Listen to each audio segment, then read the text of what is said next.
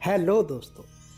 परमात्मा याद कर ही रहा है और तुम्हारी धन्यता भी एक दिन होगी जिस दिन तुम सुन पाओगे कि वह तुम्हें पुकारता है, इतना पुकारता है जितना तुमने उसे कभी पुकारा ही नहीं। तुम्हारी सब पूजा पूजा अर्चना फीकी पड़ जाएंगी जिस दिन तुम जानोगे उसे सम्मान तुम्हें दिया, उसने जो सत्कार तुम्हें दिया, उस दिन तुमने जो पुकारा था और सोचते थे कि बड़ी साधना की और तपस्या की और भक्ति की और पूजा की, आंखें झुक जाएंगी शर्म से, क्योंकि तुम्हारा पुकारना कोई पुकारना ना था।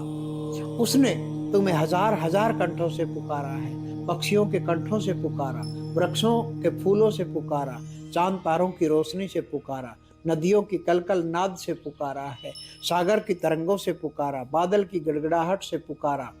उसने तुम्हें इतने कंठों से पुकारा, इतने रूपों से पुकारा, बस पुकारता ही गया।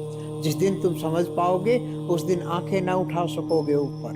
तुमने किया ही क्या था? कभी पत्थर की एक मूर्ति के सामने बैठकर एक दिया जला दिया, कभी पत्थर की मूर्ति पर 2 फूल चढ़ा दिए। ना फूल तुम्हारे थे, वे तो चढ़े ही थे वृक्षों पर, उसी के चरणों में पड़े थे। तुमने तोड़कर उसकी हत्या कर दी थी और सोचा कि अर्चना की है, और तुमने दिया जला दिया। दिए तो सभी उसी के हैं, रोशनी सब उसी की है, तुम्हारा उसमें क्या? जिस दिन जानोगे उस दिन समझोगे तेरी ही चीजें तुझे ही चढ़ाते रहे। कैसे ना समझ थे।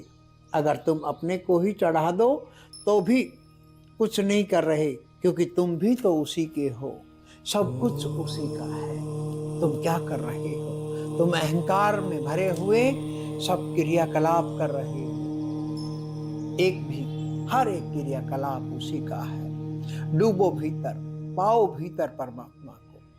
उसको जानना है तो भीतर डूबना होगा।